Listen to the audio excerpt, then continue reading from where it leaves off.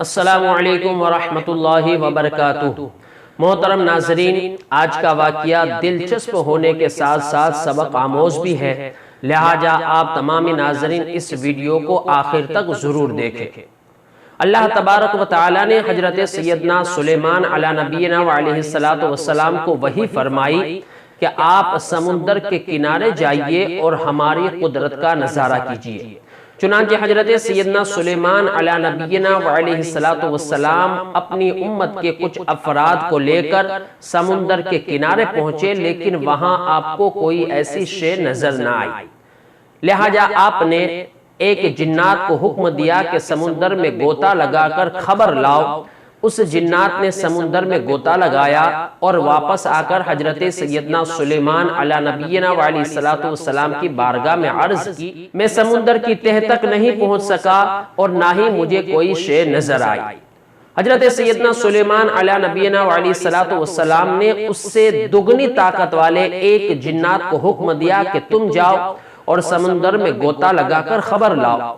وہ جنات اگلے جنات سے دگنی طاقت رکھتا تھا، لہٰذا اس نے دگنی گہرائی تک غوطہ لگایا، لیکن اسے بھی کوئی کامیابی نہ ملی۔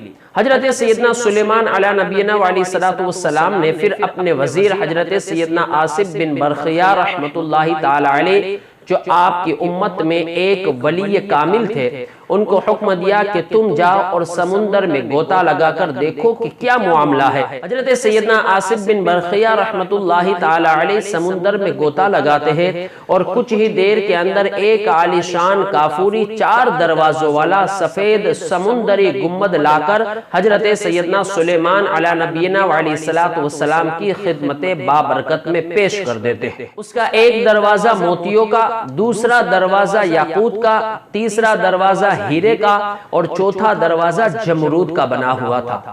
چاروں دروازے کھلے ہونے کے باوجود گنبد کے اندر سمندر کے پانی کا ایک قطرہ بھی نہیں تھا۔ اس گنبد کے اندر ایک نہایت ہی حسین و جمیل نوجوان مشغول نماز تھا۔ جب وہ نماز سے فارغ ہوا تو حضرت سیدنا سلیمان علیہ نبینا علیہ السلام نے اس سے اس سمندری گنبد کا راز دریافت کیا۔ وہ کہنے لگا کہ میں حضرت سیدنا ابراہیم خلیل اللہ علیہ نبینا علیہ السلام کے زمانے سے اس گنبد کے اندر مشغول نماز ہوں، اللہ تبارک و تعالیٰ کی عبادت و ریاضت کے اندر مشغول ہوں۔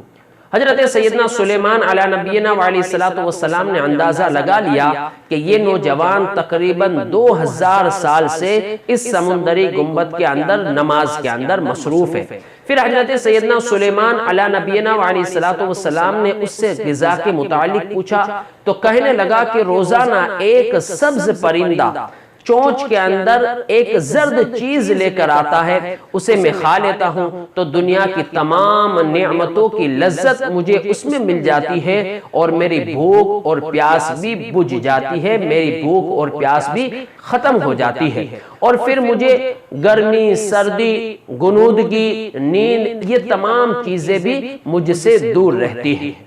حضرت سیدنا سلیمان علیہ نبینا علیہ السلام نے اس سے دریافت کیا کہ تجھے یہ مقام اور مرتبہ کیسے ملا کہ تو 2000 سال سے اس گنبد کے اندر مصروف عبادت ہے، اس کے باوجود تو ایسا نوجوان ہے اور تیرا بال ایک بھی سفید بھی نہیں ہوا، یہ مقام اور مرتبے کا کیا راز ہے؟ اس نوجوان نے کہا، اے سلیمان علیہ نبینا علیہ السلام، میرے والد ماجور تھے اور میری والدہ نابینا تھی۔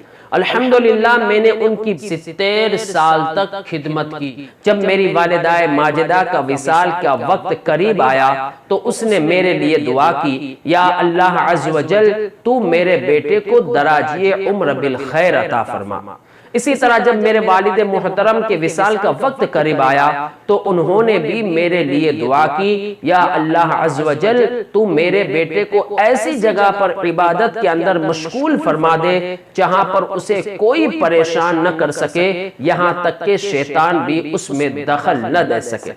میرے والد محترم کی تدفین کے بعد میں اس سمندر کے ساحل پر آیا تو میں نے اس گنبد کو دیکھا۔ میں گنبد کے اندر داخل ہوا تو کچھ ہی لمحے کے اندر ایک فرشتے نے اس گنبد کو اٹھا کر سمندر کی تہ کے اندر رکھ دیا۔ تب سے لے کر آج تک میں اس گنبد کے اندر اللہ عز و جل کی عبادت و ریاضت کے اندر مشغول ہوں۔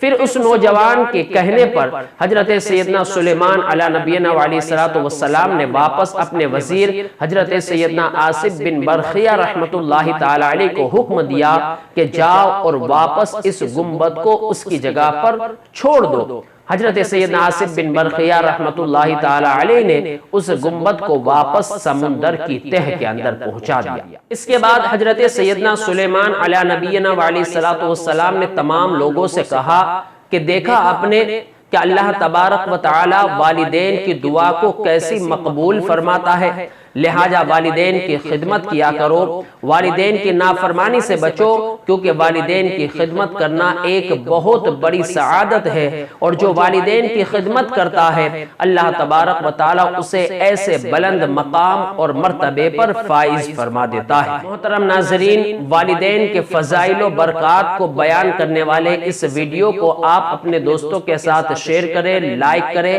اور اگر آپ میری چینل پر نئے ہیں تو اسے سبسکرائب کر کے بیل کے آئیکن کو ضرور پریس کر دیں۔ اب مجھے اجازت دیجئے، ایک نئے ویڈیو کے ساتھ پھر ملاقات ہوگی۔ السلام علیکم ورحمۃ اللہ وبرکاتہ۔